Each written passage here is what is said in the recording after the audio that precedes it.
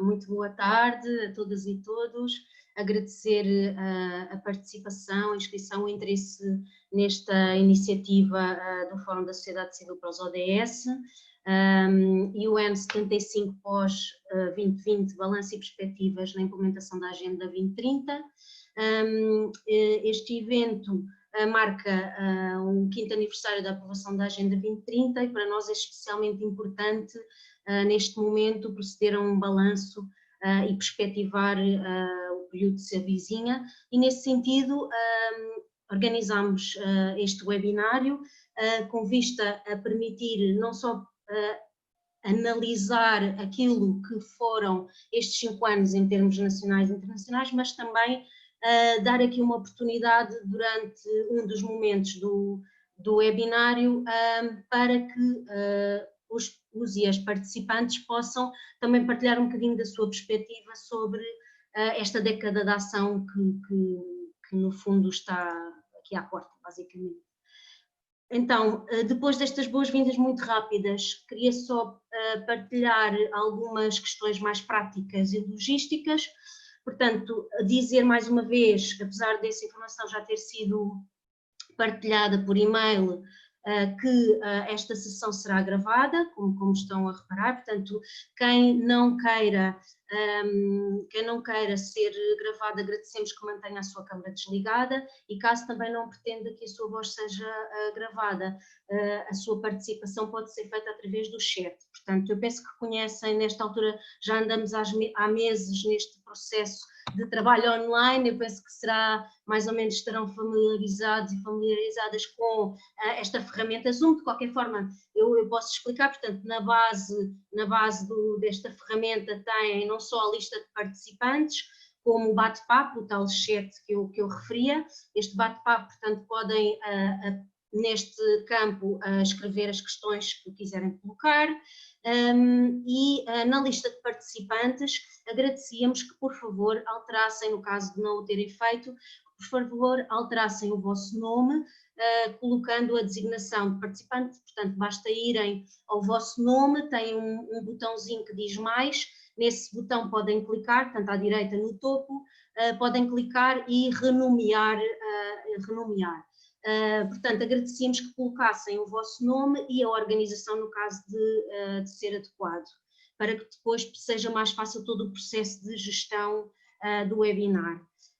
Para além da questão destas questões da gravação, do microfone, portanto, pedíamos também que mantivessem os microfones desligados durante a sessão quando não estiverem a falar, para evitar ruído de fundo, e passaria rapidamente a apresentar o alinhamento do webinário, que de qualquer forma penso que será bem conhecido por vós. De qualquer forma, portanto, vamos ter aqui só um momento de boas-vindas que será dado pela Susana Réfega, a Presidente da Plataforma Portuguesa das Organizações Não Governamentais para o Desenvolvimento, seguida de um pequeno vídeo. Infelizmente foi impossível ter uma intervenção gravada, especialmente para este evento, por parte do Sr. Secretário-Geral das Nações Unidas, pelo que temos um pequeno vídeo que também, no fundo, lança aqui, dá o mote para esta sessão, colocando alguns desafios que enfrentamos e dando algumas pistas de futuro. Depois seguir-se-á a apresentação de um estudo, Portugal e a Agenda 2030 para o Desenvolvimento Sustentável, um estudo sobre as opções estratégicas e arquitetura institucional em torno da implementação da agenda em Portugal, uma análise feita, elaborada por Patrícia Magalhães Ferreira, investigadora e consultora, que fez este trabalho para a Plataforma Portuguesa das ONGD. Seguidamente teremos um momento de mesa redonda. Lamentavelmente tivemos agora mesmo há pouco a informação que a doutora Mónica Ferro infelizmente não poderá participar por encontrar-se doente, portanto lamentamos muito esta questão, mas vamos no fundo ter uma mesa redonda mais direcionada para a dimensão nacional, com a participação do Dr. Gonçalo Mota, da Direção de Serviços de Organizações Económicas Internacionais, da Direção-Geral de Política Externa do Ministério dos Negócios Estrangeiros, e a doutora Mafalda Ferreira, da Coordenação do Núcleo da Unidade de Política Regional da Agência de Desenvolvimento. A mesa redonda vai ser moderada por António Ferrari, assessor de comunicação para Portugal do Centro Regional de Informação das Nações Unidas. Agradecer a todos mais uma vez por terem disponibilizado para participar neste webinar e partilharem um bocadinho a vossa experiência e perspectiva. Seguidamente à mesa redonda teremos o tal momento que se denomina de Diálogos 75 UN, que no fundo depois também António Ferrari poderá explicar um bocadinho, em que trabalharemos em grupos de trabalho. Para no fundo, apresentar aquilo que for a reflexão realizada no âmbito dos grupos de trabalho, teremos um momento de plenário, a fim do qual, então, procederemos ao encerramento, que será feito por Luís Chaves, da Minha Terra, Federação Portuguesa de Associações de Desenvolvimento Local. Pronto, e sem mais demoras, passo então a palavra, por favor, a Susana Réfega, Presidente da Plataforma Portuguesa das ONGD. Susana. Muito boa tarde. Cabe-me então a mim dar as boas-vindas formais, se assim quisermos, a todos os participantes deste webinário, depois destas palavras já de enquadramento da Rita. E se não se importam, eu vou ler aqui só estas boas-vindas, porque nos interessa também referir um bocadinho, explicar de onde vem este webinário que agora aqui propomos enquanto fórum. O ano 2020 marca já o 5º aniversário da aprovação da Agenda 2030 e o início da denominada Década da Ação.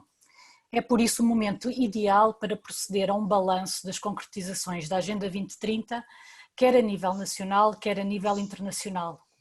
E também a ocasião para perspectivar as ações a empreender para garantir o seu cumprimento até 2030. Assim, em nome da Plataforma Portuguesa das ONGDs, dou as boas-vindas novamente a todos os participantes a este webinário organizado pelo Fórum da Sociedade Civil para os ODS.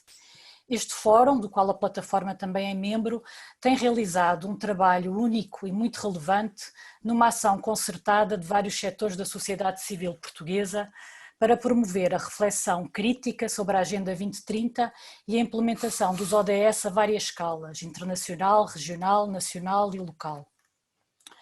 Para quem possa não conhecer ainda bem o trabalho do Fórum, referir que é uma estrutura informal, composta por redes e plataformas nacionais que representam organizações da sociedade civil que trabalham em diferentes áreas, sendo composto atualmente pelas seguintes organizações. E penso que nunca é demais lembrar as redes e plataformas que fazem parte deste nosso fórum. A ANIMAR, Associação Portuguesa para o Desenvolvimento Local, a CPADA, Confederação Portuguesa de Associações de Defesa do Ambiente, o CNJ, Conselho Nacional de Juventude, Minha Terra, Federação Portuguesa de Associações de Desenvolvimento Local, ICOM Portugal, International Council of Museums, a PPDM, Plataforma Portuguesa para os Direitos das Mulheres, e a Plataforma Portuguesa das Organizações Não Governamentais para o Desenvolvimento.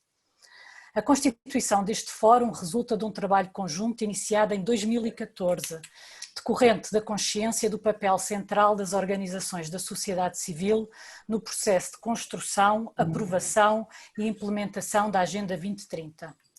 E ao longo destes anos são muitas as realizações do Fórum, entre outras destaco o trabalho realizado de consulta pública sobre a implementação dos ODS a nível local, a elaboração de relatórios e policy papers e ainda um trabalho relevante junto de decisores políticos, quer nacionais, quer europeus, através de trabalho de advocacy, também com expressão pública, como foi o caso de 2 debates realizados antes das eleições europeias e legislativas em 2019.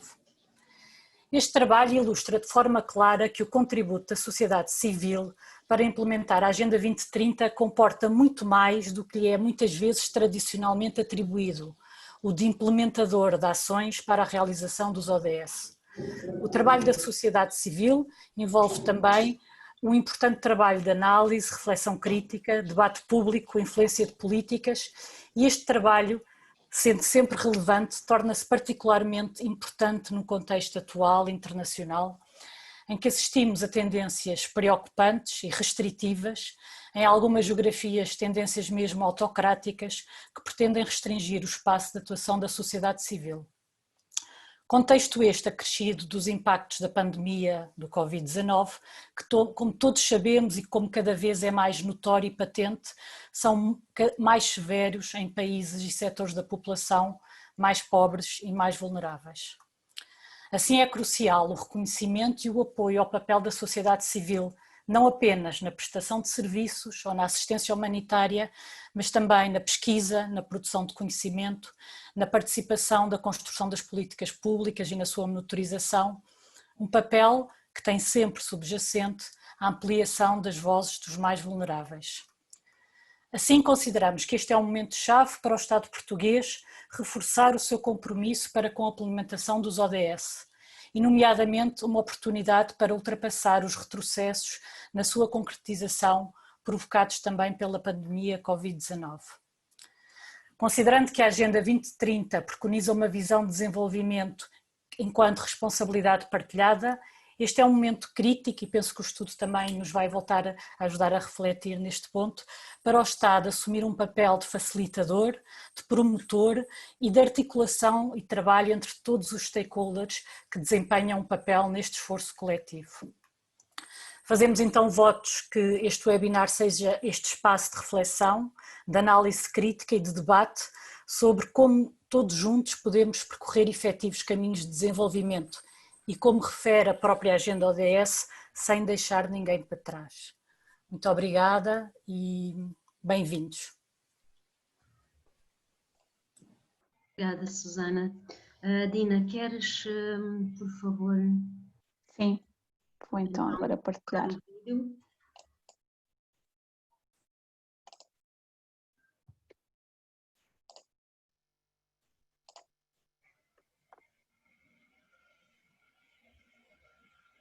Today, we face a global pandemic, and worldwide, people rightly raise their voices against racism.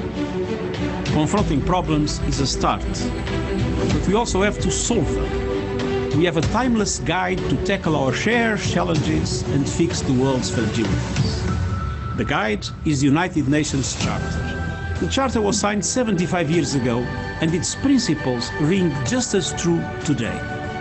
Facing fundamental human rights, the equal rights of men and women, the dignity and worth of every person, international law and the peaceful settlement of disputes, better standards of life in larger freedom. These enduring values will carry us to a new future. A future where we stop harming the natural environment and start tackling climate change. Where we reject bigotry and celebrate the richness of human diversity. Where young people lead in the streets, in their schools, in society. The United Nations was founded before threats like cybercrime and online hate speech emerged. But our Charter shows how to rise to these challenges too. Let us realize this vision of peace, human rights and justice for everyone by joining together with humanity, with unity, with each other.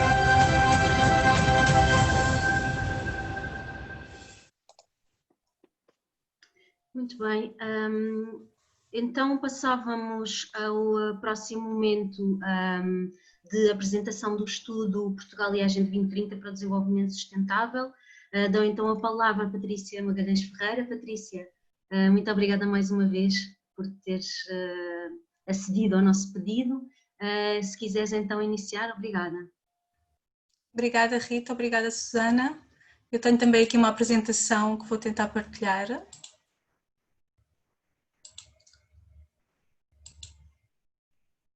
Penso que estejam a ver bem. Sim? Sim. Ok. Eu queria começar por agradecer, obviamente, ao Fórum da Sociedade Civil para os ODS, por esta iniciativa tão necessária, à plataforma das ONGD, pela promoção deste estudo, e também gostava de deixar uma nota particular de agradecimento ao Pedro Cruz, que não está presente nos painéis hoje, mas que durante 3 anos geriu este projeto do Make Europe Sustainable for All, no quadro do qual se integra este estudo também. E começar por dizer que o estudo não é sobre as políticas e as medidas que contribuem ou não para a realização dos Objetivos de Desenvolvimento Sustentável, mas sim sobre em que medida é que a Agenda 2030 está ou não a ser incorporada por Portugal e sobre o funcionamento do modelo estratégico, do modelo institucional de implementação e de monitorização da agenda por parte dos países europeus e por Portugal. E eu não vou ter tempo para referir todas as partes que compõem o estudo, que é longo, foram vários meses de investigação, mas esta é a estrutura e queria salientar, por exemplo, que inserimos um capítulo sobre o impacto da Covid-19, que não estava previsto inicialmente, o impacto da Covid-19 no cobrimento dos ODS, onde de facto se demonstra que a pandemia veio atuar em muitos casos como um fator agravante e acelerador de tendências já existentes anteriormente, como é o caso, por exemplo, da fome e da insegurança alimentar no mundo, que já aumentava desde 2016, como os fenómenos de violência e discriminação contra as mulheres e raparigas, como o agravamento das desigualdades nas suas várias vertentes, e portanto o estudo também faz essa análise e depois é também referida em que medida é que a Agenda 2030 pode ser um enquadramento útil para basear os programas de recuperação económica e social após a pandemia. Outro capítulo que eu gostava aqui de destacar, que não vou ter tempo de referir e que acho que tem uma análise com conclusões interessantes, é o da União Europeia, aqui o 2.1, onde se faz um balanço daquilo que tem sido a incorporação dos ODS por parte das instituições da União Europeia e são identificadas algumas dificuldades em termos institucionais, em termos de liderança e também as perspectivas para a nova Comissão Europeia, agora que tomou posse em 2019.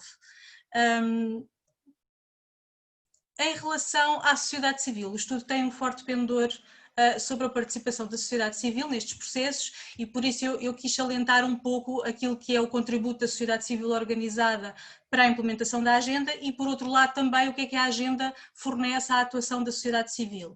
Portanto, por um lado, o facto do contributo da sociedade civil ir muito para além da implementação direta, que a Rita, penso que foi a Rita que referiu, de ações e projetos, que diz... Peço desculpa, podes só colocar, por favor, em modo de apresentação.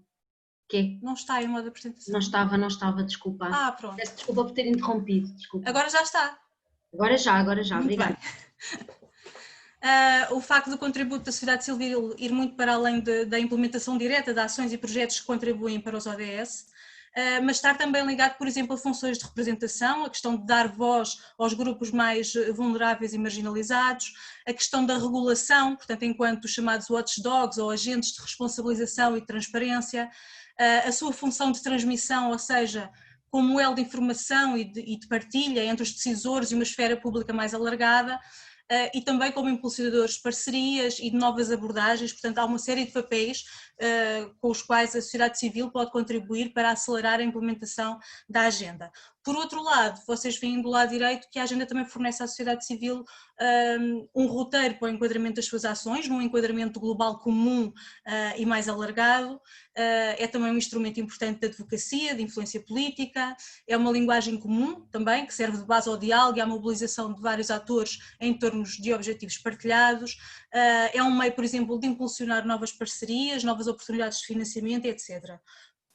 Portanto, há aqui todos uns papéis e queria também reforçar aquilo que a Susana disse antes, que a intervenção da sociedade civil na Agenda 2030 torna-se ainda mais relevante neste contexto global em que o seu espaço de atuação está particularmente ameaçado em muitos países e numa conjuntura em que os impactos da pandemia de facto se fazem sentir com especial gravidade nos países e nos setores da população mais pobres e mais vulneráveis. Entrando um pouco naquilo que é o centro do estudo, foi feita uma análise da implementação pelos Estados-membros da União Europeia e a situação de incorporação da Agenda 2030 é muito diversa. O estudo faz um pouco uma análise do que é que tem sido feito e refere a inúmeros exemplos, quer ao nível da estratégia, do modelo institucional que foi escolhido pelos diversos países e o seu funcionamento, a monitorização da agenda, em que medida é que a sociedade civil participa ou não nesses esquemas que foram criados e, de uma forma muito geral, aqui para a apresentação eu quis destacar alguns fatores de sucesso, digamos assim. No fundo, a agenda tem sido mais impulsionada nos países, por exemplo, onde ao nível público os ODS são afirmados como uma prioridade, traduzida, por exemplo, numa estrutura institucional centralizada. Isto tem a ver, por exemplo, com o nível político que é colocada a implementação da agenda, que é um sinal da sua importância, no fundo, ao nível nacional. E, na maioria dos países europeus, a liderança cabe ao chefe de governo. Por exemplo, no caso da Espanha, existe inclusive uma Secretaria de Estado, existe uma comissária para a Agenda 2030, agora existe uma Secretaria de Estado na vice-presidência do governo.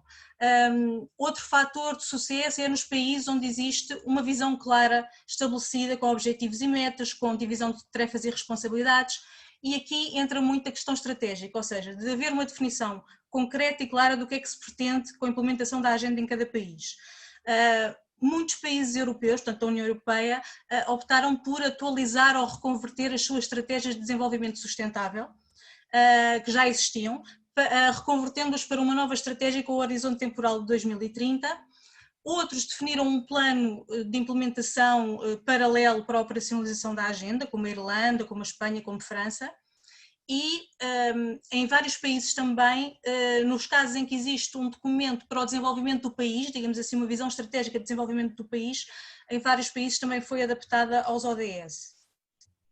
Outro fator de sucesso é a existência de uma abordagem multissetorial e multidimensional, ou seja, a maioria dos países europeus criou mecanismos interministeriais de coordenação para a implementação da agenda e frequentemente esses mecanismos estão sob liderança do Primeiro-Ministro.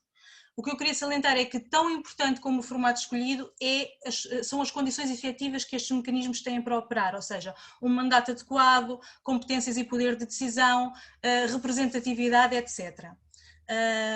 Que são bastante importantes para assegurar o seu funcionamento, senão não passam do papel, como é óbvio.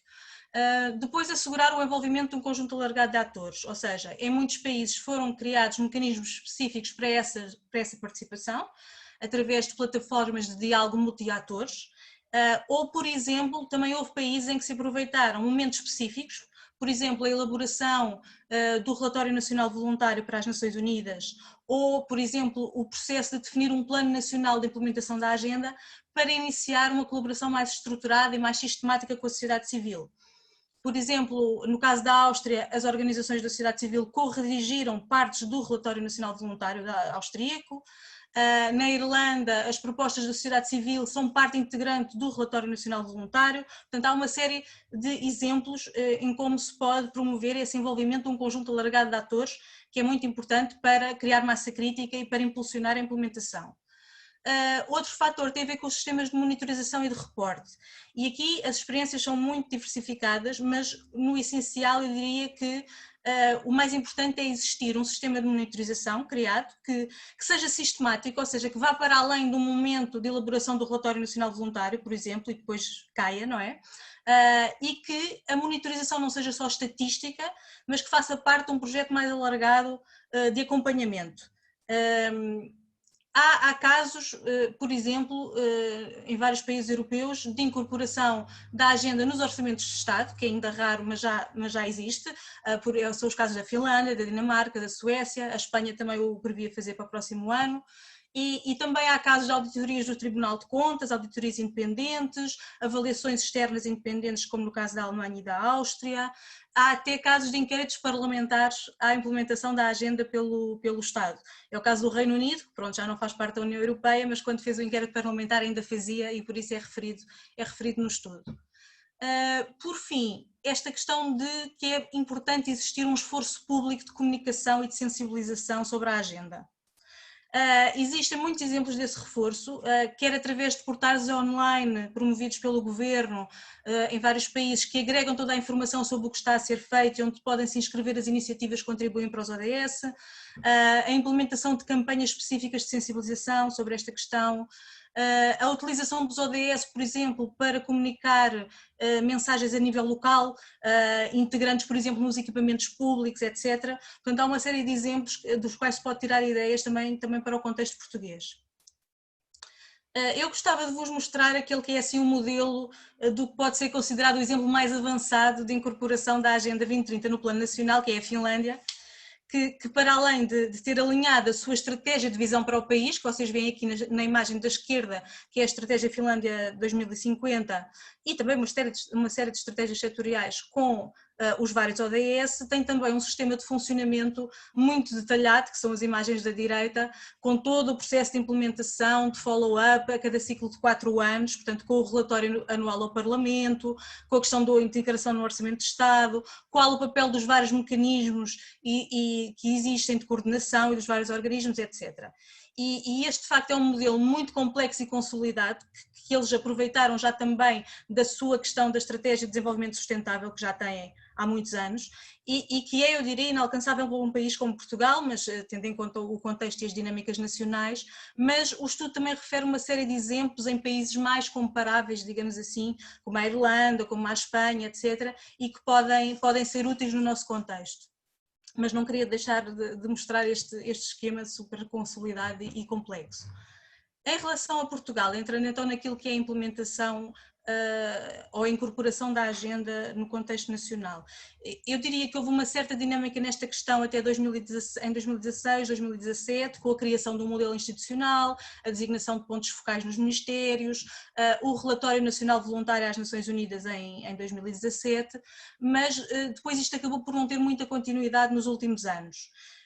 Na verdade, é o único país da União Europeia que não tem uma estratégia ou plano para o desenvolvimento sustentável ou para a Agenda 2030, portanto existia uma estratégia de desenvolvimento sustentável que acabou em 2015 e depois não foi atualizada, nem feito nenhum plano novo, e a definição deste roteiro ou plano concreto a nível nacional que pudesse clarificar um pouco quais é que são as orientações estratégicas, definir as prioridades e as políticas associadas, as medidas e as metas nacionais para os ODS, o papel dos vários intervenientes, os recursos existentes, isto poderia ser importante, se fosse concreto e detalhado, poderia ser importante para alavancar um pouco a implementação da agenda. Depois a questão da visibilidade e da priorização do contexto político nacional, que de facto isto não favorece a redefinição nas políticas públicas. Há alguns planos setoriais que incorporam o contributo para os ODS, o caso mais evidente é a Estratégia para a Igualdade e Não Discriminação, o Portugal Mais Igual 2030, mas no geral não há uma adaptação concreta das políticas a este enquadramento global, se formos ver as várias estratégias existentes. Em termos de dificuldades concretas, eu saliento aqui algumas, uma que tem a ver com o modelo institucional, portanto atualmente a liderança cabe ao Ministério dos Negócios Estrangeiros, mas algo mais abrangente e mais multissetorial, a um nível mais centralizado que assegurasse esta coordenação governamental, poderia dar mais tração ao processo. A questão da articulação entre a dimensão externa e interna, o que é isto? Esta dificuldade é muito comum aos vários países europeus. E nas várias entrevistas e questionários vários países referiram isto, que tem a ver com o facto de a Agenda 2030 é aplicável a todos os países e portanto tem que ser implementada dentro do país, no contexto nacional, e portanto há o risco de se esquecer um pouco aquilo que é o contributo para o desenvolvimento global, e a própria cooperação para o desenvolvimento, etc. Mas por outro lado, o que é que acontece? As várias áreas setoriais das políticas ainda encaram isto muito como sendo um tema que pertence ao setor do desenvolvimento e da cooperação. Portanto há aqui uma ambivalência e uma incoerência que é difícil depois de articular a dimensão daquilo que é a política externa, da política de cooperação e aquilo que é a implementação dos ODS em termos nacionais e internos. E depois, obviamente, algumas dificuldades de coordenação, quer ao nível vertical, entre os vários níveis de governação, por exemplo, com os municípios, que estão largamente fora deste processo, e também de coordenação horizontal, incluindo aquilo que eu já referi sobre os mecanismos de diálogo multi-atores, que seriam muito importantes. A última questão que eu queria salientar é também esta importância de implementar um sistema regular de monitorização e de acompanhamento que não existe. O que existe atualmente é uma monitorização estatística que é feita pelo INE relativamente aos indicadores das Nações Unidas, só os das Nações Unidas para os ODS, e portanto isso faz com que alguns ODS tenham muito poucos indicadores que sejam aplicáveis a Portugal, por exemplo, é o caso dos indicadores do mar e que têm a ver com o ambiente. Mas, portanto, que houvesse um sistema que incluísse a definição de metas e indicadores nacionais, como já fizeram muitos países, que possam complementar estes indicadores da ONU e que sejam adaptados, de facto, ao contexto nacional. E depois uma monitorização que vá para além do reporte estatístico só e que tenha também um acompanhamento mais qualitativo, ou seja, do contributo que as várias políticas têm para, de facto, o cumprimento dos ODS. Em relação à sociedade civil, eu não podia deixar de referir esta parte, qual é a participação no modelo institucional que foi definido e no que existe. Há de facto uma abertura para o diálogo, o que não é uma questão em Portugal, mas é uma questão em alguns outros países europeus, mas na prática o envolvimento acaba por ser muito limitado. Portanto, a sociedade civil organizada não participa no modelo institucional que foi definido para coordenação e implementação da agenda, nem em mecanismos de monitorização e de reporte. Em termos de mecanismos de coordenação, também não há nenhuma plataforma multi-atores com o Estado, não é? Definida em termos públicos para articulação. Existe no âmbito da política de cooperação para o desenvolvimento o Fórum da Cooperação para o Desenvolvimento, mas no estudo é analisado porque é que ele não cumpre este papel para ser um mecanismo de diálogo multi-atores. Para já porque só diz respeito à vertente externa, não é? À cooperação para o desenvolvimento, e depois porque o seu funcionamento tem revelado algumas dificuldades na articulação de posições, e existem uma série de propostas para melhorar o seu funcionamento. Dentro da sociedade civil, obviamente o Fórum da Sociedade Civil para os ODS é referido no estudo e tem desenvolvido todo este trabalho, quer da auscultação pública ao longo dos anos, quer de promoção do debate com os decisores políticos, por exemplo, e seria importante refletir um pouco sobre quais os objetivos do Fórum para esta nova década de ação, não é? E quais é que são os resultados que queremos atingir e como assegurar uma maior sustentabilidade do Fórum. Depois, dentro também ainda da sociedade civil, seria importante alargar um pouco o trabalho de advocacia que é feito, porque, por exemplo, o trabalho de advocacia, nomeadamente das ONGD, está muito circunscrito aos temas que compõem o ODS 17, que tem a ver com as parcerias para a implementação e que está mais ligado à cooperação para o desenvolvimento, etc. E, portanto, seria importante integrar também, porque todos os ODS integram, no fundo, o contributo para o desenvolvimento global, e promover também uma maior mobilização das organizações e redes da sociedade civil em torno deste tema. O meu último, eu já devo estar fora do tempo, e portanto o meu último slide é sobre a política de cooperação para o desenvolvimento, que eu não podia deixar de referir, que é uma questão um pouco mais técnica, mas que também é analisada no estudo em termos de instrumentos, de estratégias, em que medida é que a Agenda 2030 está presente ou não na política de cooperação para o desenvolvimento. E no geral houve uma adaptação daquilo que são os instrumentos de programação da cooperação portuguesa, por exemplo, os chamados programas estratégicos de cooperação com os principais países parceiros têm uma matriz de acompanhamento, por exemplo, dos ODS e de resultados. A ENED, portanto a Estratégia Nacional de Educação para o Desenvolvimento, também integra a Agenda 2030, e o que eu queria salientar é que agora que estamos num período em que vai ser elaborado um novo conceito estratégico para a cooperação portuguesa, para o período pós-2020, que é uma oportunidade para integrar e para adaptar a política de cooperação a este enquadramento global com resultados concretos, com metas a atingir, etc.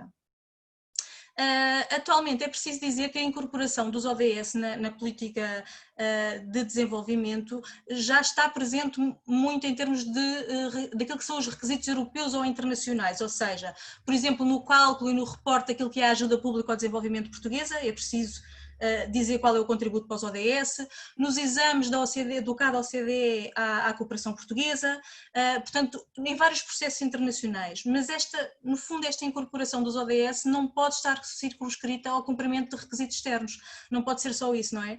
Mas deveria incluir também uma ação concertada para pugnar pela Agenda 2030 no seio das várias políticas públicas.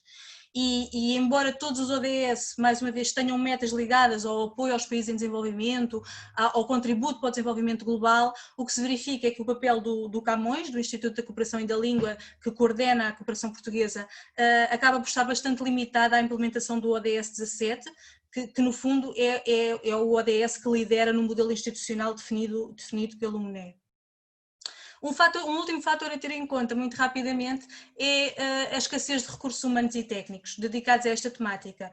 E isto é sentido ao nível público como uma dificuldade estrutural em termos institucionais e limita também uma atuação mais proativa de produção de pensamento e mais ativa na promoção da Agenda 2030. Eu queria só deixar-vos aqui alguns dos estudos que existem em português e que foram produzidos em Portugal recentemente sobre esta questão. O estudo de Desigualdades e Desenvolvimento, que é sobre o ODS 10, também do projeto Make Europe Sustainable for All, lançado em 2019.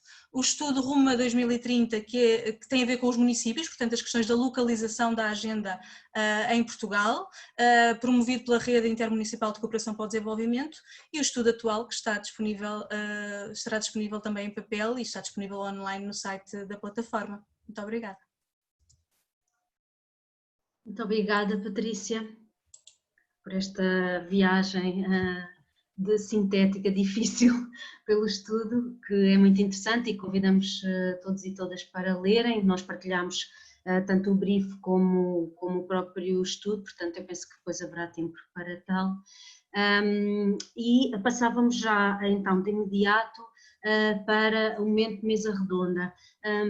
Eu dava depois então a palavra ao António Ferrari para conduzir no fundo este momento, mas antes de mais queria só, portanto, informar novamente que infelizmente a doutora Mónica Ferro não poderá participar por se encontrar doente, soubemos mesmo há pouco tempo, ela ainda fez todos os esforços para poder estar, mas disse que efetivamente não conseguia.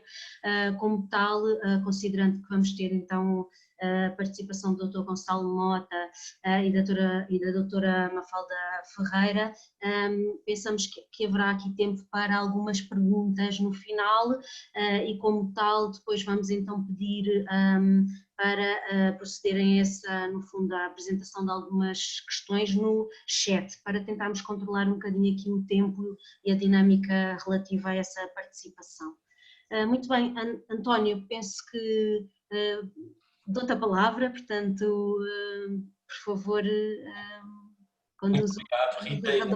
Obrigada. Queria agradecer ao Fórum pela oportunidade e por envolver o Centro de Informação das Nações Unidas neste webinário, que é tão relevante e tão importante, 5 anos depois da aprovação e do início da implementação da Agenda 2030. Também felicitar por este estudo, que de facto tem conclusões que são muito interessantes e que nos devem fazer pensar o que é que pode ser melhorado e o que é que deve ser limado para que a implementação da Agenda 2030 seja ainda melhor em Portugal, agora que entramos na década da ação, uma iniciativa lançada pelas Nações Unidas para acelerar todos os mecanismos possíveis, nomeadamente de recursos, de mobilização de recursos e também de vontade política para acelerar então a implementação dos ODS. Temos uma baixa de última hora nesta mesa de debate, mas nem por isso será uma discussão menos interessante.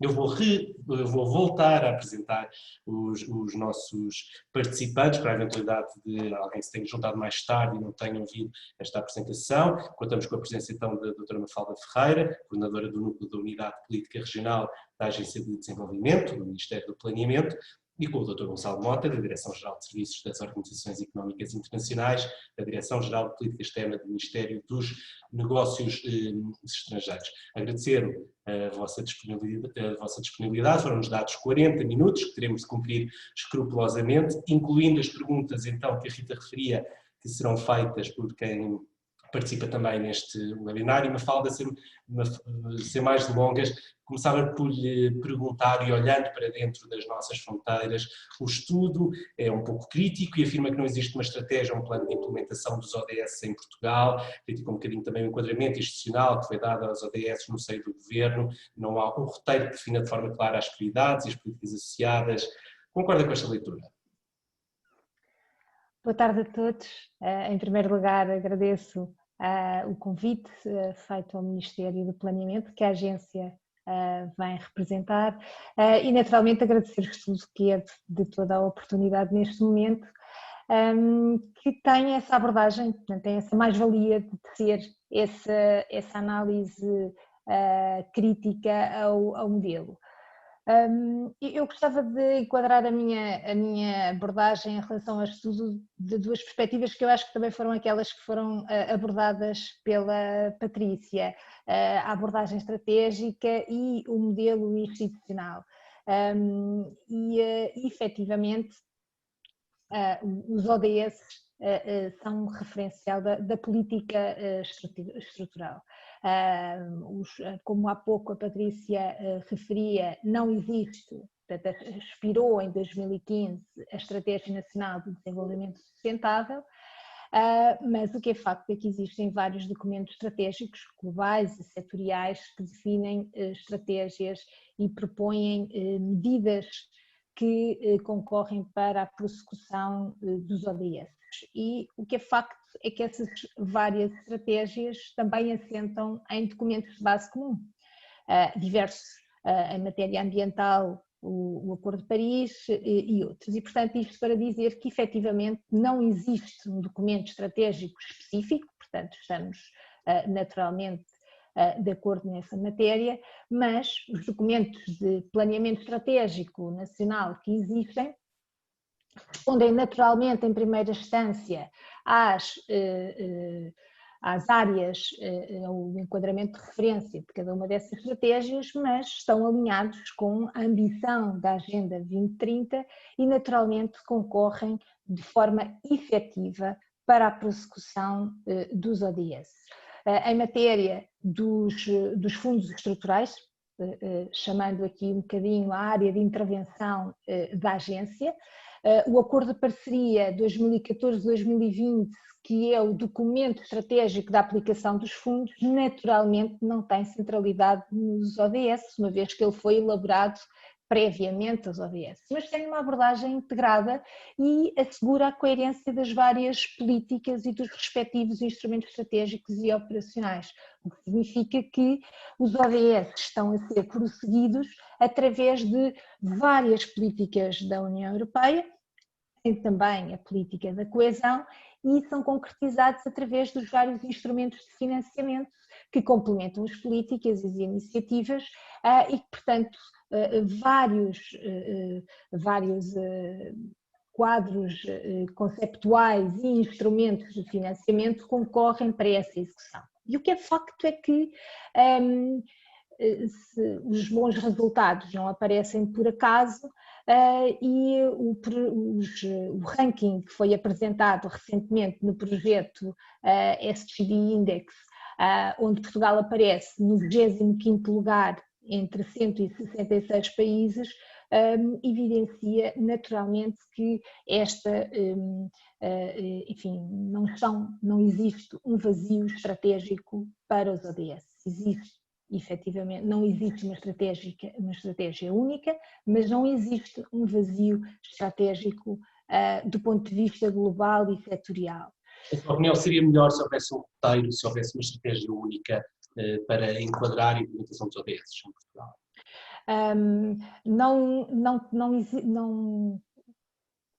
Não existe evidência de que, de facto, essa pudesse ser uma relação causal, de se nós tivéssemos uma estratégia, então nós teríamos, porque teria que ser a vantagem ou a virtude dos ODS e a sua complexidade associada a uma multiplicidade de fatores e obriga a uma leitura holística, global, complementar e, portanto, a existência de uma única abordagem ou a existência de várias estratégias alinhadas e complementadas, efetivamente, desde que não exista um vazio estratégico, nem um vazio de medidas de política que possam ser concretizadas e dos respectivos instrumentos operacionais que deem corpo a essas estratégias, efetivamente nós estaríamos perante um problema, estaríamos preocupados efetivamente se tivéssemos um vazio estratégico.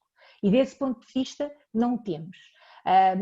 Se a existência de uma estratégia que pudesse ter esta visão global ou a existência de múltiplas estratégias, enfim, são opções desde que elas não... Até agora tem sido coordenada no seio do Governo pelo Ministério dos Negócios Estrangeiros, o estudo aponta para outras modalidades noutros Estados da União Europeia. Eu aproveitava para perguntar então agora ao Gonçalo Mota se pensa que do ponto de vista da implementação dos ODS no nosso país e na década que ainda temos pela frente, se há necessidade de corrigir este papel pivotal do Ministério dos Negócios Estrangeiros, ou se este modelo tem vindo a funcionar e se será para continuar.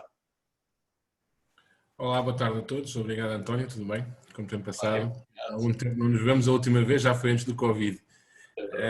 Eu queria começar primeiro por agradecer à plataforma pelo convite e pela oportunidade de estar aqui convosco esta tarde para falar sobre um tema que já tenho vindo a acompanhar desde 2017, meses antes de começar o RVN. E primeiro fico muito satisfeito por ver tantas caras novas e ter tantos participantes neste tipo de assuntos, porque em 2017 acho que tínhamos uma audiência um bocadinho mais limitada. Mas hoje em dia, 2020, 5 anos passados, 3 deles comigo a acompanhar estes assuntos, eu vou ser franco, o balanço, na minha opinião pessoal, é muito positivo, olhando para o modelo institucional, que é bastante solto e entrega muitas competências aos ministérios de linha eu fico muito satisfeito por ver os resultados a aparecerem, precisamente também derivado daquilo que estava a dizer a doutora Mafalda Ferreira, derivado do quadro estratégico pré-existente e do comportamento do país na implementação desse quadro, mas francamente positivo, ou seja, claro que em relação ao estudo que vimos anteriormente, antes de nós começarmos esta mesa redonda, algumas das conclusões, ou se não quase todas, nós partilhamos ou temos também registro delas. Portanto, nós estamos atentos a todas essas insuficiências e debilidades. Agora, era também um pouco, como dizia a doutora Mafalda Ferreira, a evidência de uma estratégia, ela para mim é mais óbvia, para ser franco, do ponto de vista técnico, ela para mim é mais óbvia quando, ao adotar uma estratégia, você sobe nos rankings dos outros lugares.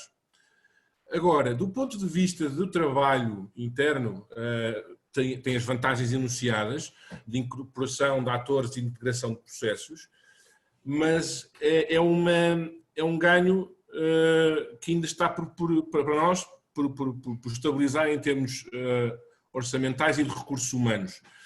Vocês, como devem compreender, o país é pequeno, temos poucas pessoas para fazer este tipo de trabalho e a maior parte do governo, a primeira atividade governamental, está na persecução dos quadros estratégicos existentes. Aliás, recordo-vos, acho que é público até, que um dos pontos que o Ministério e os Negócios Estrangeiros portugueses têm insistido muito em Bruxelas é precisamente para a existência de uma estratégia europeia, também como existiu com o caso da estratégia que expirou em 2015, uma estratégia europeia que ancorasse e estribasse tudo isto para nós internamente podermos, de uma forma eficiente, alocar recursos, tanto humanos como financeiros, como técnicos. O fazê-lo em duplicado, nós não temos, ainda por cima, aprender a fazer um processo destes é um bocado complexo para nós. Portanto, para já, eu acho que o modelo tem servido bastante bem, francamente bem. Tem insuficiências? Tem, claro que sim. Todas elas muito bem identificadas pelo relatório. Agora cabe-nos a nós, criticamente, olhar para elas, tirar as conclusões, olhar também para aquilo que é publicado internacionalmente e pensar de que forma é que se pode fazer a melhor estratégia. Eu, pessoalmente, confesso, insisto muito no ponto de que é mais eficiente ter uma estratégia europeia e trabalhar com ela, estribada nela, do que, pronto, ir à procura de uma estratégia própria, que depois terá que ser ajustada ou não, conforme aquilo que for adotado a nível europeu. Eu confesso que nós também estudámos bastante casos similares europeus, mas em todos eles temos situações onde, ok, já percebemos onde é que está o centro de decisão, já percebemos como é o fluxo de decisões e processos, mas há situações na interação dos próprios ODS que não estão refletidas e confesso que ainda não conseguimos encontrar uma forma de as refletir para estrategicamente fazer bem o trabalho. Eu dou um exemplo. Nós temos vindo, quando digo nós, Estados-membros das Nações Unidas, temos vindo a trabalhar, ou pelo menos a estudar, a interação entre ODS. Nós temos falado muito sobre explorar sinergias.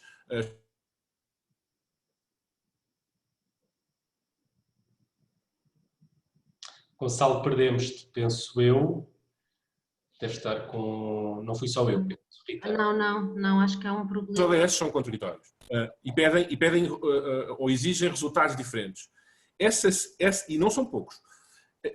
Só essa problemática, do ponto de vista estratégico, como lidar com ela, como medi-la, como avaliá-la, é uma situação que, pelo menos para nós, é nova. Depois, há uma situação também, agora, do ponto de vista cronológico, digamos assim, em que há alguns ODS, neste momento, ou metas, têm que ser atingidas em 2020, este ano. E como reagir estrategicamente em relação a este facto. Há também metas que têm maturações em 2025 e, portanto, como reagir também a esta situação, caso nós verifiquemos que a meio que percurso as coisas não estão a correr bem.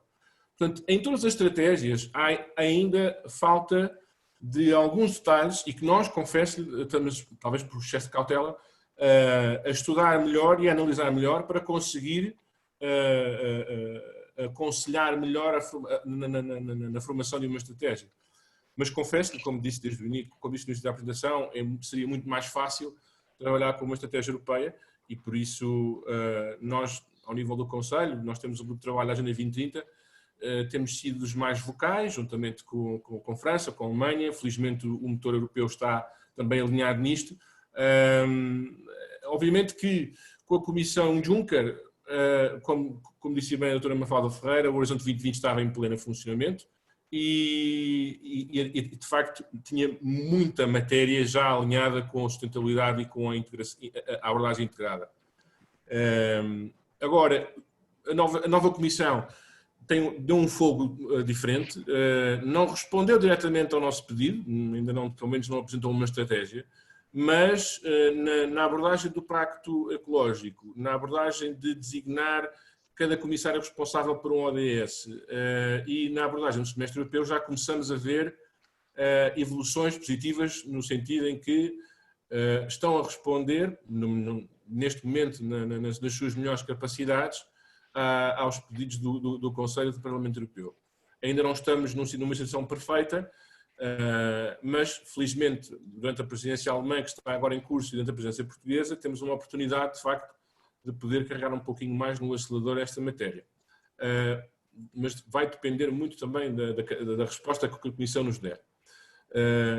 Por outro lado, internamente nós temos também vindo a ter, as eleições não ajudaram muito o ano passado, confesso, geram sempre momentos de pausa nas nossas reflexões, mas do ponto de vista aqui do serviço e da forma como nós temos acompanhado o trabalho, o balanço só podia ser positivo pelo ranking e pelos resultados obtidos.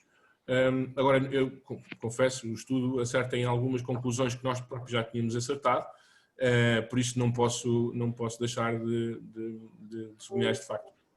Obrigado pela oportunidade, António. Gonçalo, é um balanço que fazemos 5 anos após o início da implementação dos ODS e é também um momento em que podemos refletir um pouco, para além das questões que já foram abordadas, sobre como podemos melhorar este processo. Falavas precisamente da importância de uma estratégia mais a nível europeu, para que seja mais coordenada e para que seja mais efetiva, mas não podemos deixar de referir e envolver nesta discussão um fator que vai afetar a vida de todos e os desenvolvimentos políticos, económicos e sociais que se avizinham, que é naturalmente a pandemia da Covid-19 e que, do ponto de vista das Nações Unidas, poderá afetar e muito a trajetória e os ganhos que se alcançaram nos últimos tempos em relação nesta trajetória que estamos a percorrer em direção a um desenvolvimento sustentável. Mafalda, eu perguntava-lhe se, do seu ponto de vista e do ponto de vista dos decisores políticos e de políticas públicas, até que ponto é que esta pandemia pode fazer tremer muitos dos nossos objetivos e daquilo que vinhamos a construir de uma perspectiva nacional, naturalmente, e de que forma é que podemos tentar mitigar os impactos desta pandemia, para que, de facto, em 2030 conseguimos dizer que alcançámos pelo menos quase todos os ODS.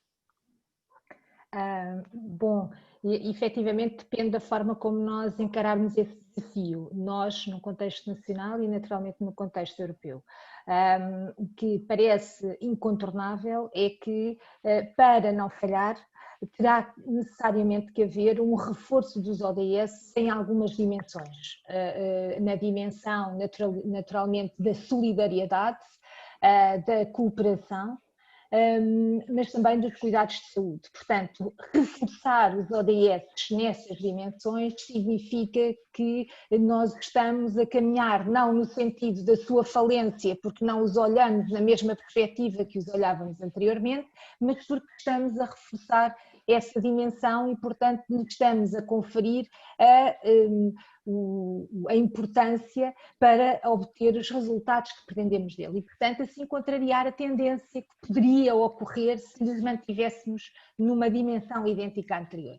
Naturalmente que a urgência das questões do clima, da destruição dos recursos naturais, não podem ser deixadas para trás.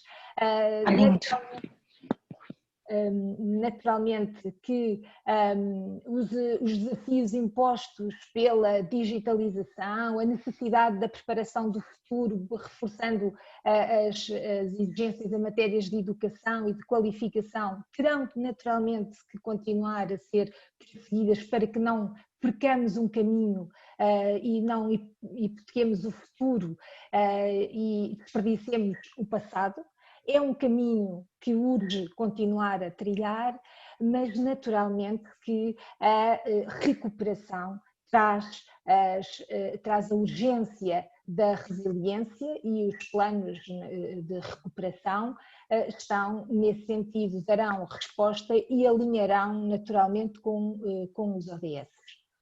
E que, Gonçalo, aproveito para fazer a ligação e perguntar se vão exigir da parte de Portugal um reforço, uma maior capacidade de dialogar para fora em termos de política externa e de cooperação. O estudo aponta precisamente que há algumas dimensões a limar. O que é que poderias dizer, elaborar nesse ponto de vista?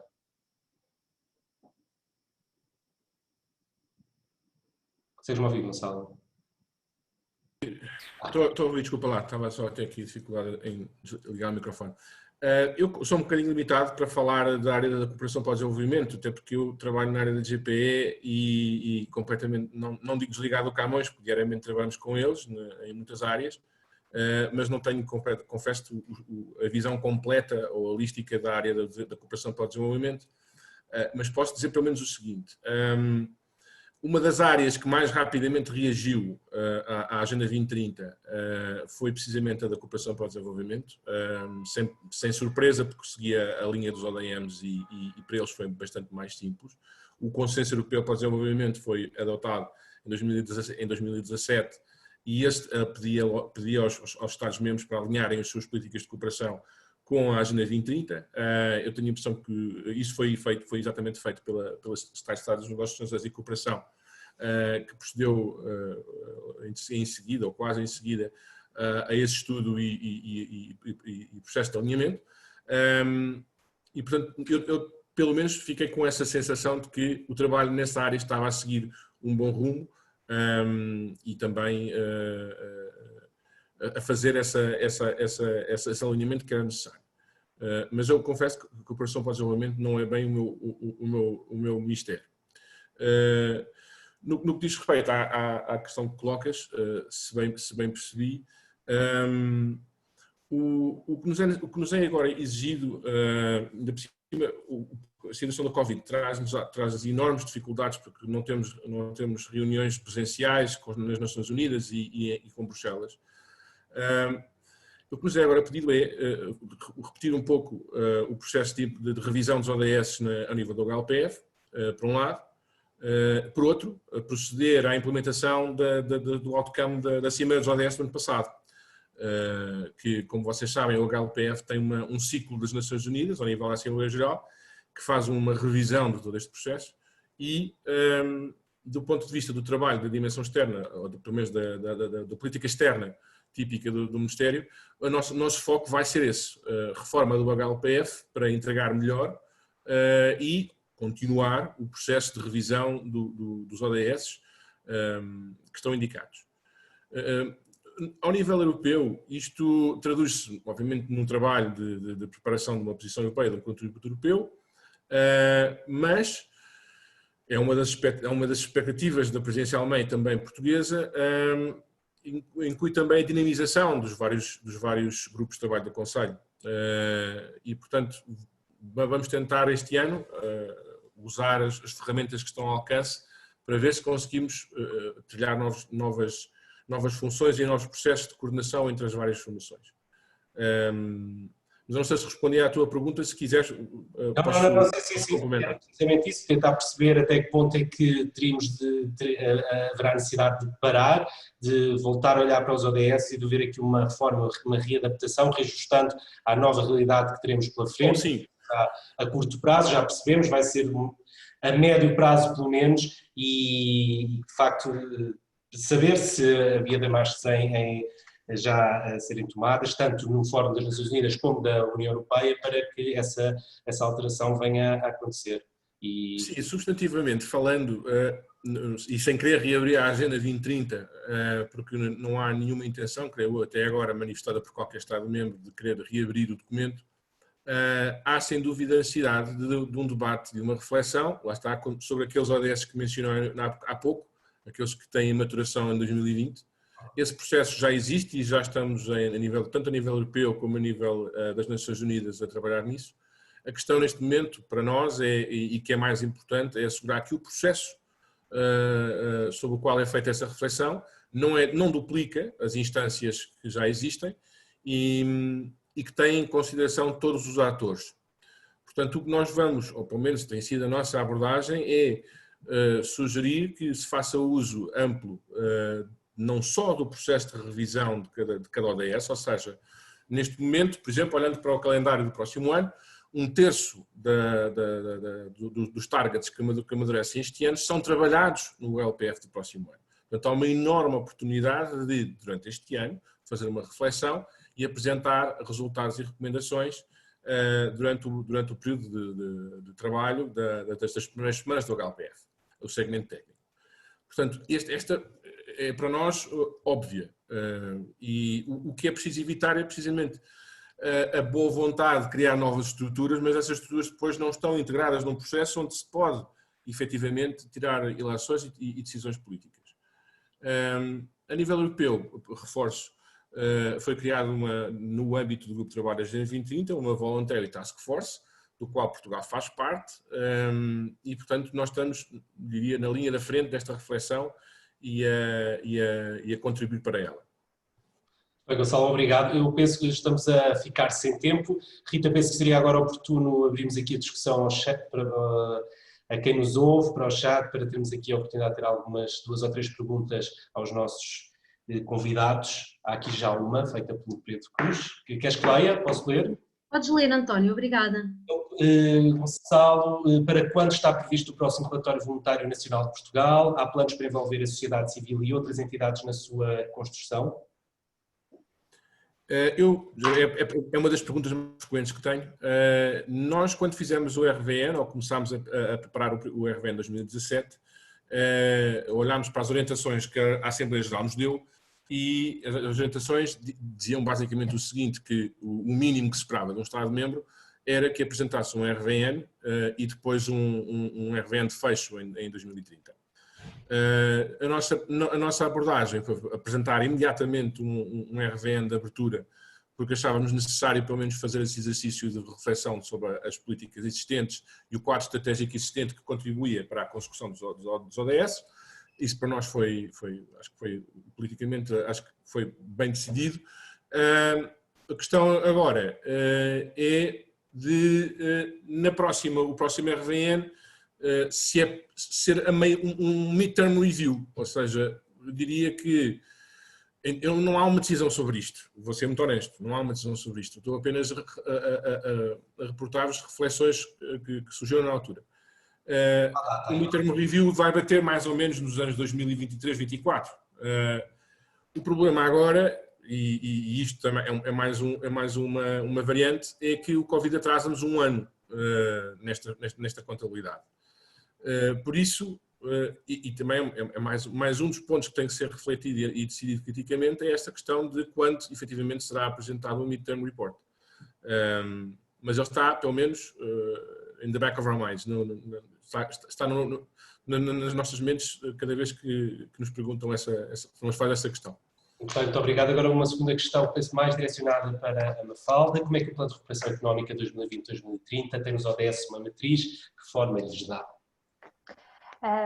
Muito obrigada pela pergunta. De facto, o plano de recuperação, tal como apresentado na sua forma global pelo Sr. Primeiro-Ministro, que tem vindo a fazer nas últimas semanas, ele assenta em três dimensões: a resiliência, a transição digital e a transição ecológica. E, naturalmente, todos os ODS encontram uma ligação a essas dimensões. Cada uma desses 3 pilares, vou chamar-lhe assim, não foi assim que foi chamado, mas eu vou-lhe chamar esses 3 pilares, tem depois prioridades dentro deles. E nós conseguimos ler de forma matricial, se quisermos, tal como é colocada a pergunta, esse alinhamento dos ODS.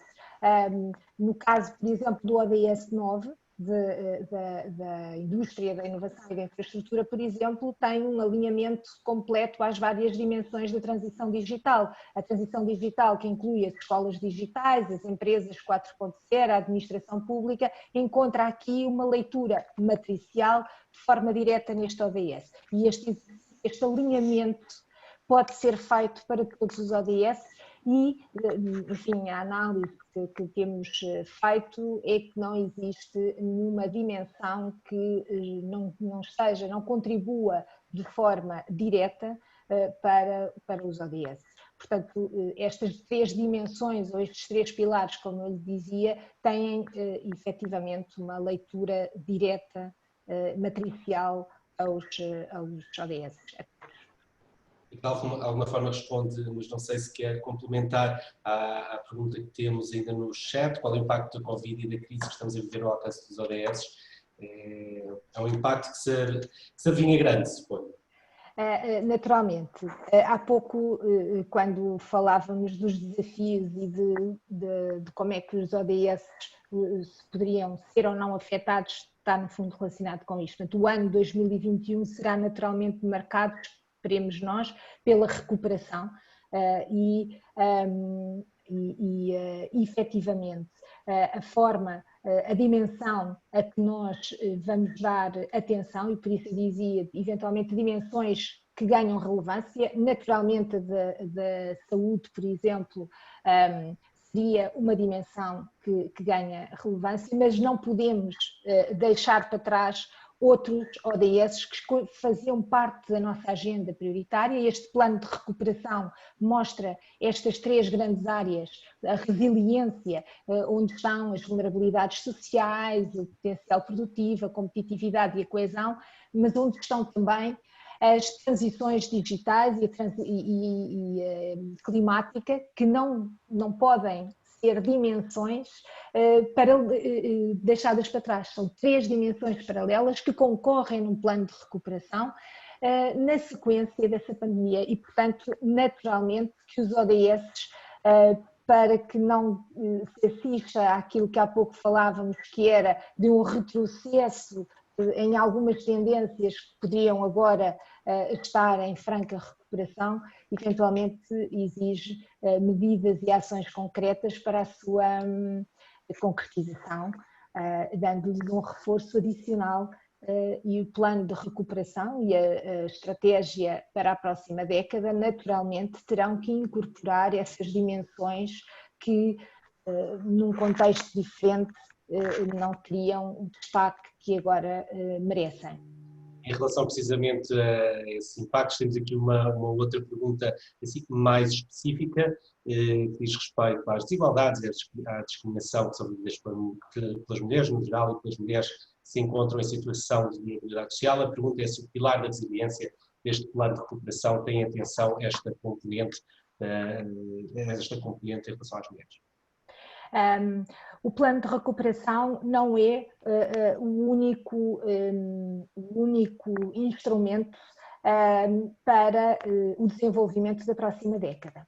A questão da igualdade e da discriminação está presente já no Portugal 2020, existem apoios diretos nessa matéria. Naturalmente, no próximo quadro comunitário, que neste momento está em fase de preparação, será uma matéria que continuará a ter o apoio, o que quer dizer que nós não podemos olhar para um instrumento estanque e dizer que ele funciona per si. O que nós temos vindo, estamos num processo de elaboração dos planos e dos programas de financiamento para os próximos anos. Eles funcionarão de forma complementar e não de forma isolada, o que quer dizer que serão tomadas opções em que matérias entrarão numas formas de financiamento, outras matérias entrarão noutras formas de financiamento e outras ainda entrarão em ambas, complementadas de visões diferentes. Portanto, significa que essa questão relativa à igualdade, aos grupos mais vulneráveis, são matérias que estiveram já no CREN, no Portugal 2020 e naturalmente no próximo período de programação, continuarão a ter os apoios dos fundos estruturais e com ações concretas de apoio. Aliás, já foi definida a estratégia da igualdade, já há pouco foi referida pela Patrícia, e ela é uma estratégia de enquadramento, diria até obrigatória, para a mobilização dos fundos para o próximo período comunitário, sem a qual não é possível mobilizar os fundos. Muito obrigado. Há aqui uma pergunta, surgiu aqui uma pergunta mais direcionada para o Gonçalo, diz respeito à presidência do Conselho da Presidência Portuguesa, do Conselho da União Europeia, que começa a 1 de janeiro do próximo ano. A pergunta é se consideram que podem ser prioridades estratégias de Portugal para aprofundar a implementação da Agenda 2030, se vai ser um tema caro no âmbito dessa presidência. António, é um tema caro no âmbito desta presidência, sim senhor. Neste serviço nós temos 4 grupos de trabalho a presidir e um deles é precisamente o grupo de trabalho da Agenda 2030. Faz parte do programa de prioridades da presidência e, portanto, nós, do ponto de vista político, estamos bastante interessados em dar um bom seguimento àquilo que a presidência alemã nos propôs já há uns meses atrás e com o qual nós concordamos perfeitamente. Respondendo diretamente à pergunta, ou tentando responder à pergunta, aquilo que nós vamos tentar durante a nossa presidência, que está a ser, que foi agora iniciado pela presidência alemã, é 2 tipos de aprofundamento. O aprofundamento substantivo, a questão das metas que amadurecem agora, as metas que amadurecem em 2025, o processo para isto, e depois a outra questão da interligação e das sinergias, que também mencionei na minha primeira parte da intervenção.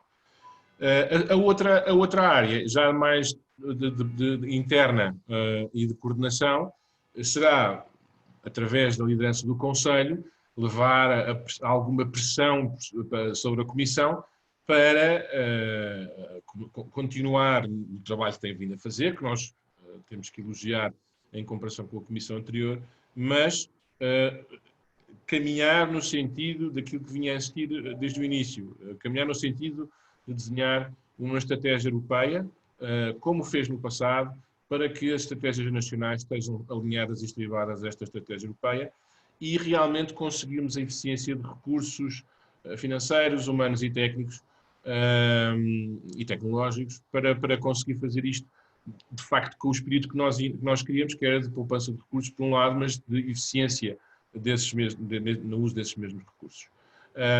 Eu aproveito para acabar de responder à pergunta do Pedro há bocado.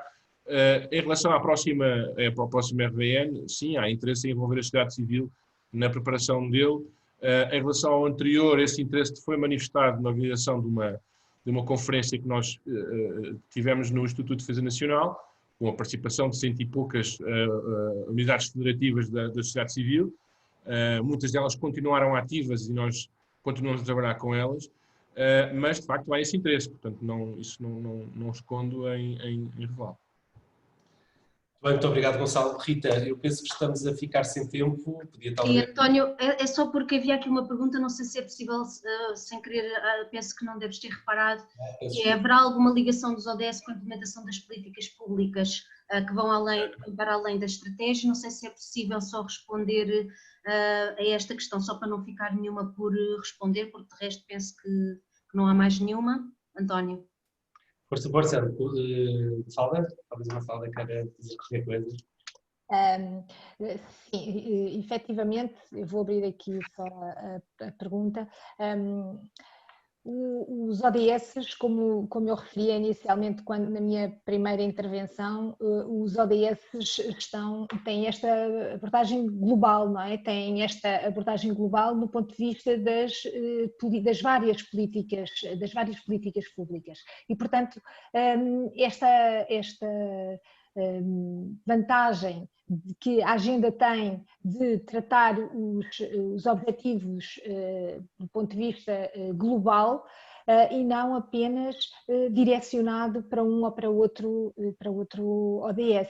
E, portanto, a agenda trata as questões e, portanto, as políticas públicas estão elaboradas desse forma global e permite fazer face aos desafios globais nesta ideia de aldeia global em que não existem os nossos problemas, os problemas dos outros, e que existem sim, são desafios globais, que muitas vezes as causas também são idênticas, o que têm é efeitos distintos e, portanto, exigem respostas que têm que ser adequadas ao nível dos respectivos territórios, e daí a importância dos vários atores que nós já fomos aqui falar, e, portanto, as políticas públicas vão além desta ligação direta a um ou outro ODS e têm essa visão global de resposta integrada, mas ajustada àquilo que são as especificidades de cada um dos territórios e que, portanto,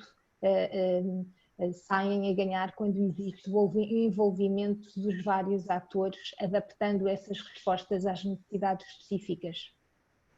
Muito bem, muito obrigado. Penso que não há mais nenhuma pergunta. Rita, estamos a ficar sem tempo. Certo. Avançamos com o alinhamento. Penso que sim. Muito obrigada mais uma vez, António, Dr. Mafalda Ferreira, Dr. Gonçalo Mota, por este momento. Penso que foi muito interessante para podermos aqui explorar algumas questões que a sociedade civil também tem vindo a preocupar-se e a querer discutir. Passávamos então para o momento seguinte, no fundo, um momento em que faremos no fundo, grupos de trabalho. Portanto, vamos dividir através do Zoom, será feita uma divisão aleatória em grupos de trabalho, é uma divisão automática, portanto aparecerá no vosso ecrã a sala para onde serão redirecionados e redirecionadas.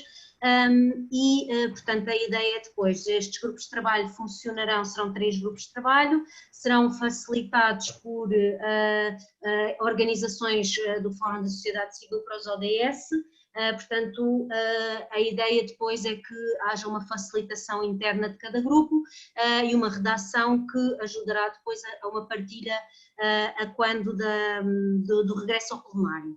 Antes de passarmos para este momento, eu dava novamente a palavra ao António.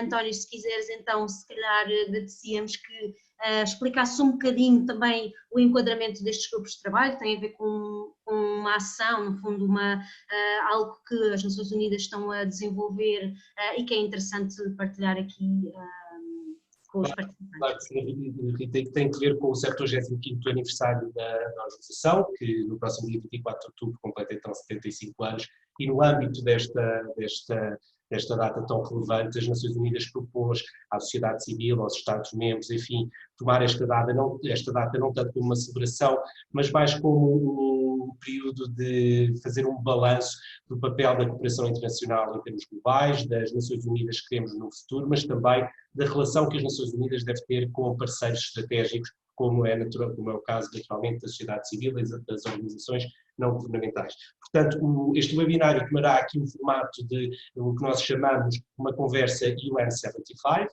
em que todas as conclusões que sairão destes grupos de trabalho e depois do plenário que terá lugar mais tarde, serão introduzidas no website criado propositadamente para acolher estes contributos, e a mais-valia de facto é que estes contributos serão então considerados e sistematizados num relatório que será apresentado pelo Secretário-Geral aos Estados-membros no início de 2021, para mostrar aos Estados-membros o que é que de facto os vários parceiros das Nações Unidas pretendem, como é que querem colaborar, quais são os tópicos que são mais relevantes, quais são os temas que devem ter prioridade na agenda das Nações Unidas.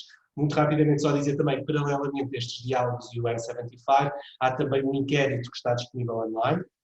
É muito rápido preencher, demora 2 minutos, e aí sim já é uma contribuição individual de cada um, poderão facilmente encontrar através do Google, se redigirem inquérito UN 75, e está disponível em várias línguas, é muito rápido participar e seria ótimo poder contar com o máximo possível, com a colaboração máxima por parte das entidades portuguesas e dos nossos parceiros em Portugal. E despeço-me, agradecendo muito esta oportunidade e reiterando a vontade do Centro Regional das Nações Unidas para a Europa Ocidental de estar sempre presente e colaborar com o Fórum na promoção dos ODS. Muito obrigado. Muito obrigada, António. Penso que terás que sair, não é? Agradecer muito em nome do Fórum por esta colaboração e por esta ótima moderação da mesa redonda. Eu vou partilhar aqui no chat um link que eu penso que é correto, António, antes de ir embora agradecia que só verificasses se é assim, que tem a ver com o inquérito, não é? Que está online e que muito bem referiste. Pronto, eu penso que é esse, não é, António? Pronto, ótimo. Muito bem, então agradecer mais uma vez e passávamos então para esta fase então de grupos de trabalho, portanto vão encontrar aqui uma janela em que depois clicarão e poderão aceder a cada sala, depois temos uma pessoa a facilitar e uma pessoa a fazer a redação dos trabalhos, portanto elas vão basicamente conduzir depois cada sala e depois regressaremos ao plenário em seguida. Portanto, Dina, se calhar podemos avançar.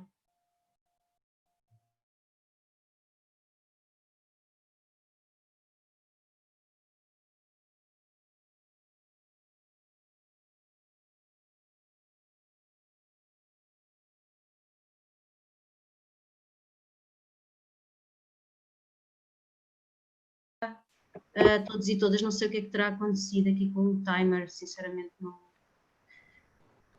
percebo. Vamos esperar que se juntem a nós.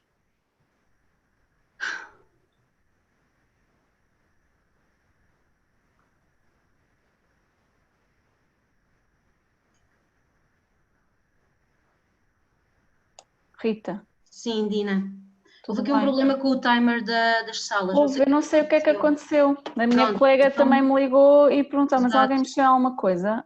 Vocês me viram alguma coisa? Apareceu-vos alguma coisa? Nós não. Nós, na verdade, toda a nossa sala caiu e voltou novamente. Sim, sim, a nossa também. E aí o que aconteceu foi que o relógio retomou. Sim. Nós também. Pois, mas não tem problema, pronto, estamos um pouco atrasados no horário. Se calhar vamos ter que rapidamente, também são só uma ou duas recomendações. Pedimos desculpa a todos e a todas, houve aqui um problema técnico com o temporizador das salas, portanto esta parte correu mal, peço desculpa, estaríamos a terminar por agora, mas houve aqui uma interrupção das salas e depois contou novamente e houve aqui um certo descontrole a esse nível, peço desculpa em nome da organização.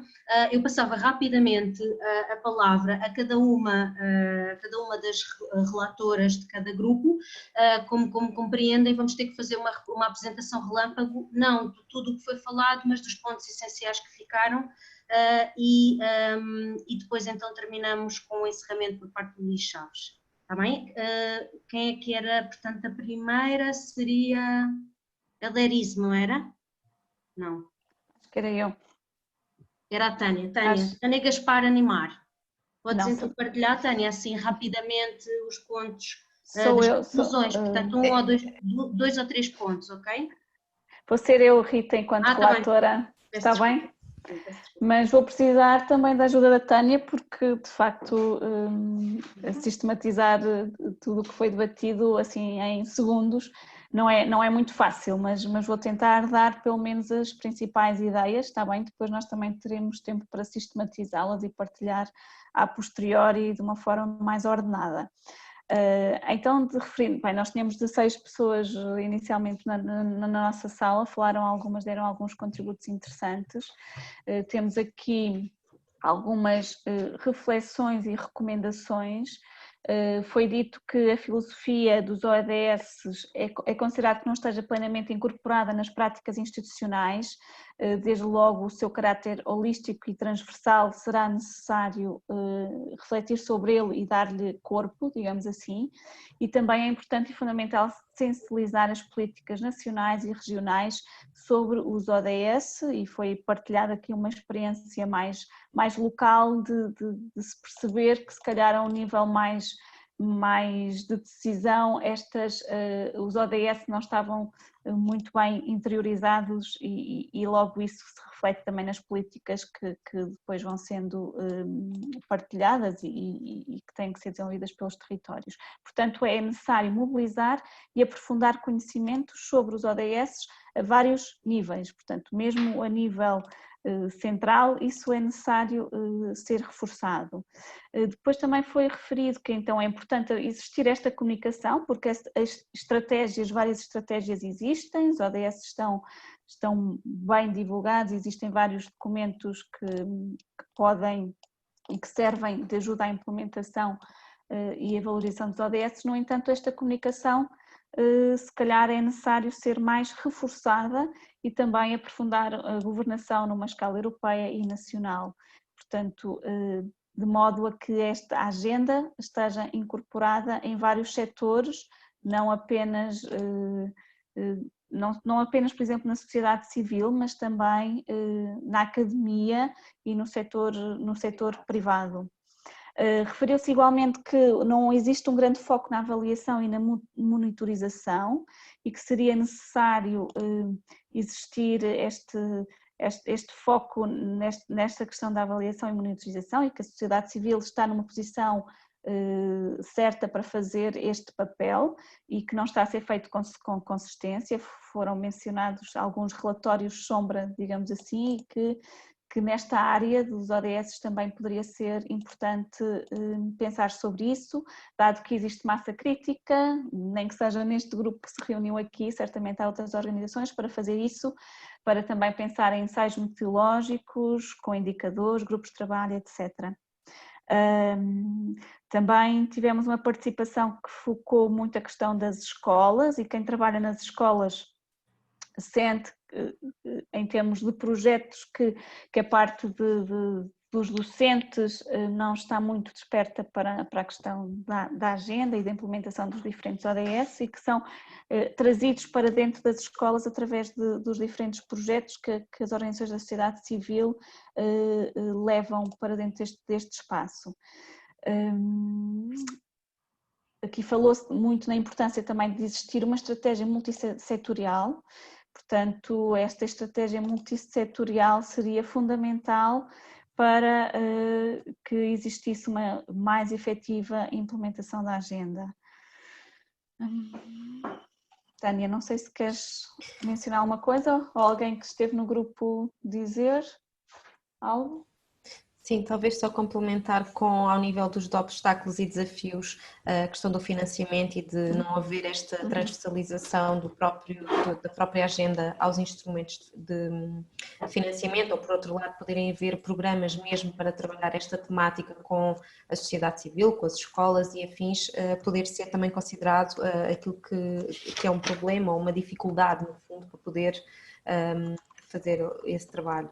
Depois falou-se também, o Pedro referiu muito a importância da própria sensibilização como consumidor, como indivíduo, ou seja, a própria pessoa tem um papel, tem uma possibilidade de poder ter um importante contributo para a implementação desta agenda, e portanto é muito potenciar essa posição das pessoas também como partes envolvidas neste processo, porque no fundo é para ser uma agenda de todos. E pronto, creio que é muito isso. Não sei se mais alguém quer acrescentar mais. Obrigada, Tânia e Dina, temos que passar. Sim. Pronto, então, Luciana, grupo 2. Conseguem ouvir-me? Sim, podes falar. Sim? Okay. Eu vou ser muito rápida, vou diretamente straight to the point, diretamente ao assunto. Falámos um pouco sobre o acesso à informação, acesso aos dados. Há percepções diferentes, sentimos que havia até percepções diferentes sobre a forma como eles são disponibilizados.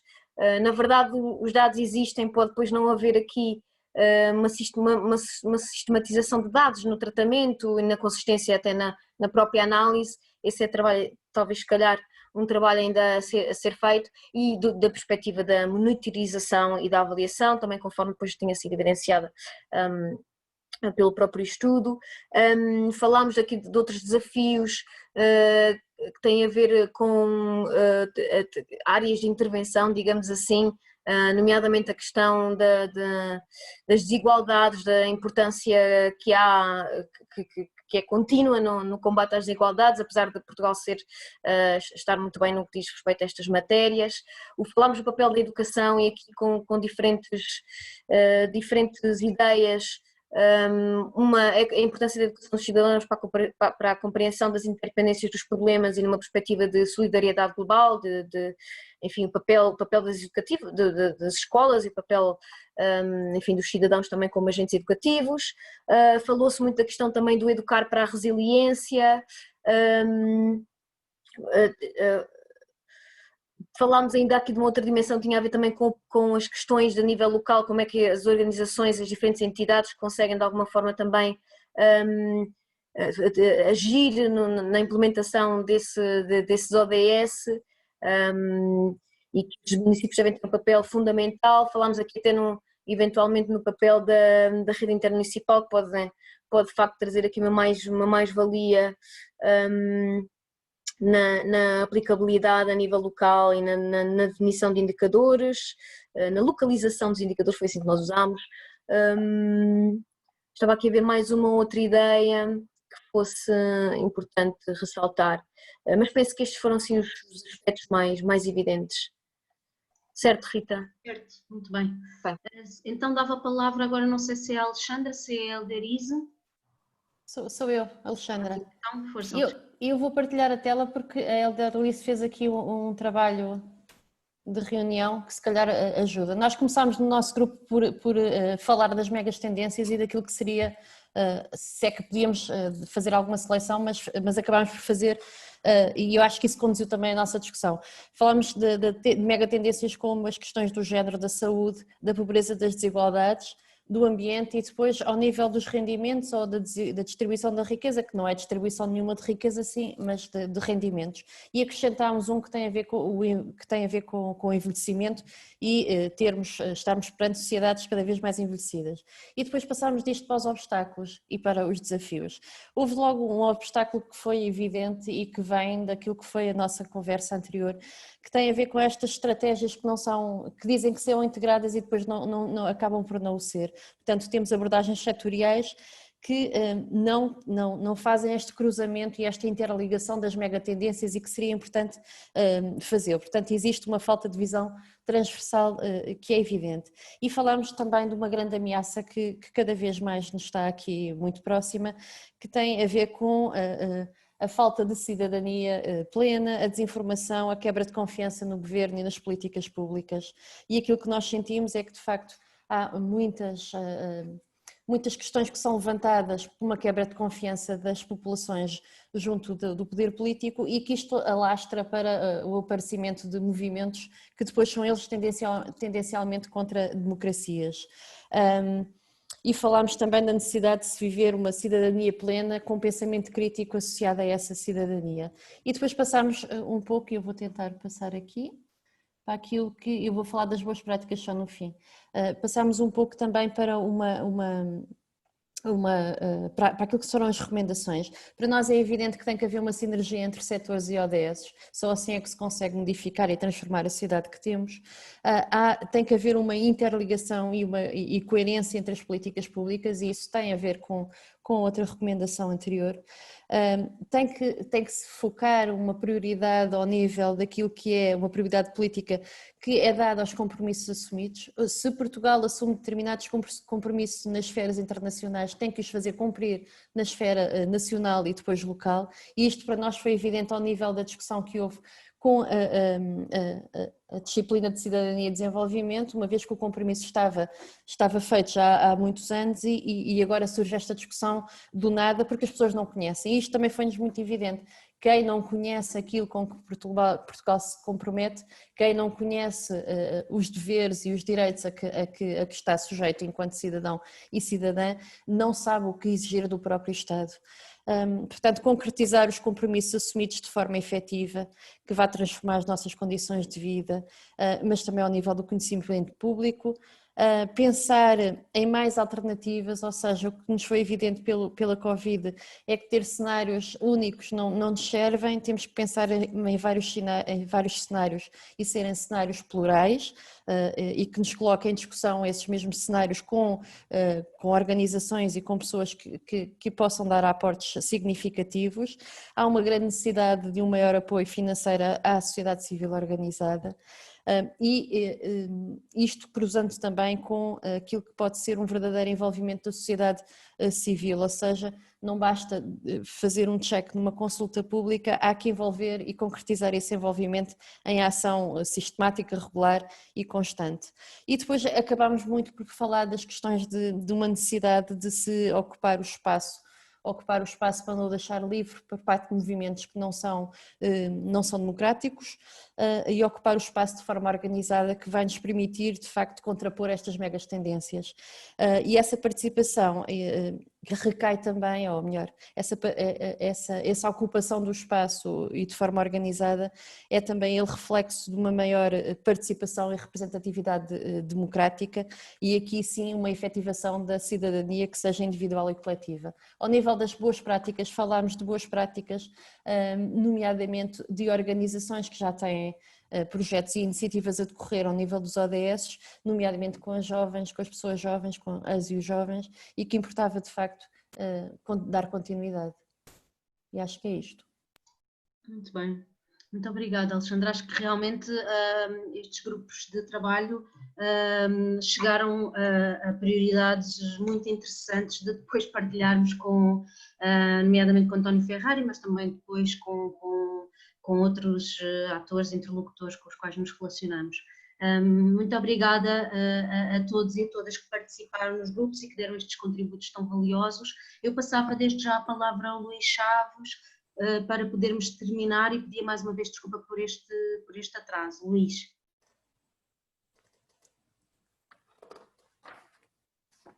O microfone está desligado, Luís, não te ouvimos, desculpa. Ok.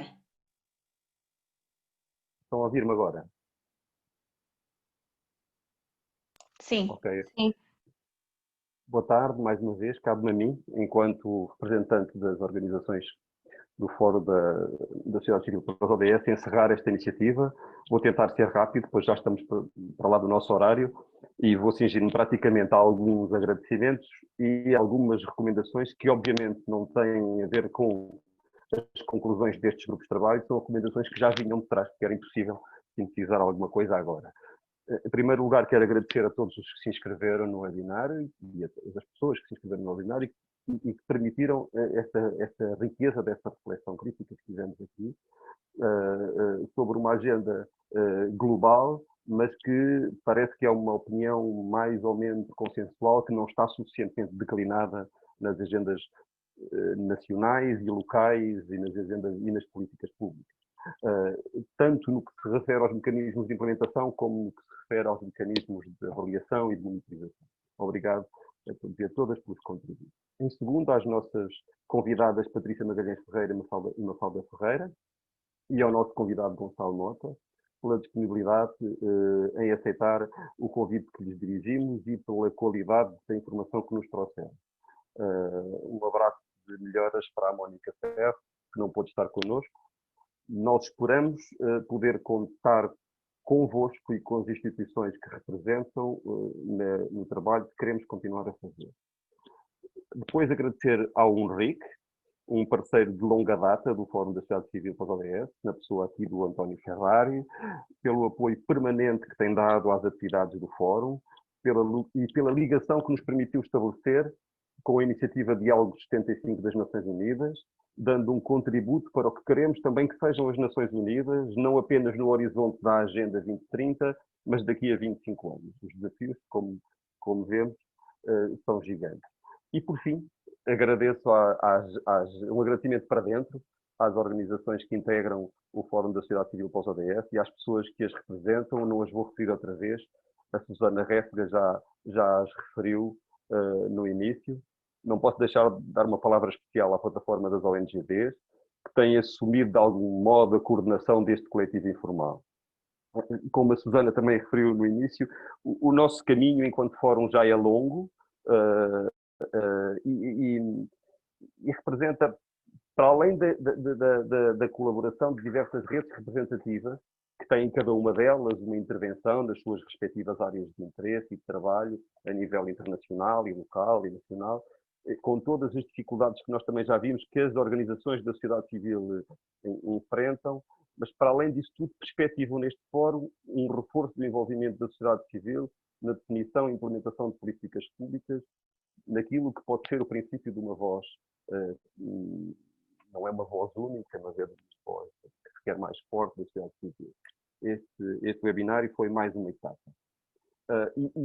Aconteceu, claro, não foi por acaso, mas aconteceu hoje, no mesmo dia em que se iniciou a 75ª Assembleia das Nações Unidas, que também reuniu por Zoom, como nós, estamos aqui reunidos hoje, mas parece-me que, ao contrário da nossa reunião, que foi bastante participada e foi um espaço de partilha e discussão, a Assembleia das Nações Unidas muito provavelmente está marcada por discursos longos dos líderes mundiais, autojustificativos, proclamatórios, virados alguns para as pessoas e eleitores e eleitoras dos seus países.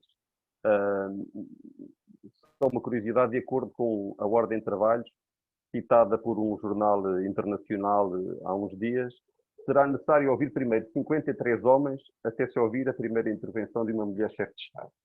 O problema não está, com certeza, na Ordem de Trabalhos da Assembleia Geral. Portanto, há aqui um longo caminho a percorrer.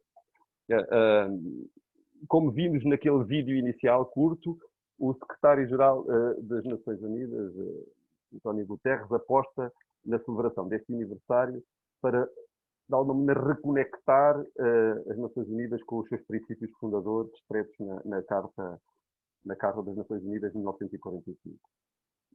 Mas acho que temos aqui alguns motivos de preocupação, pois o multilateralismo que caracteriza a ONU, assim como outras organizações internacionais, como temos visto, por exemplo, a Organização Mundial de Saúde, está a ser posto em causa, como disse, nomeadamente agora aqui nos últimos tempos.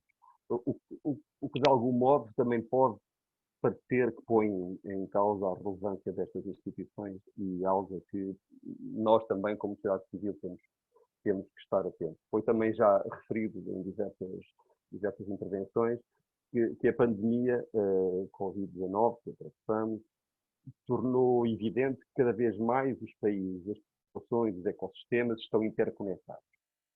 E somos, assim, corresponsáveis pelos problemas e, portanto, devemos ser também corresponsáveis nas soluções. E as soluções, no nosso entendimento, têm que passar por um maior envolvimento, por uma maior participação da sociedade civil organizada.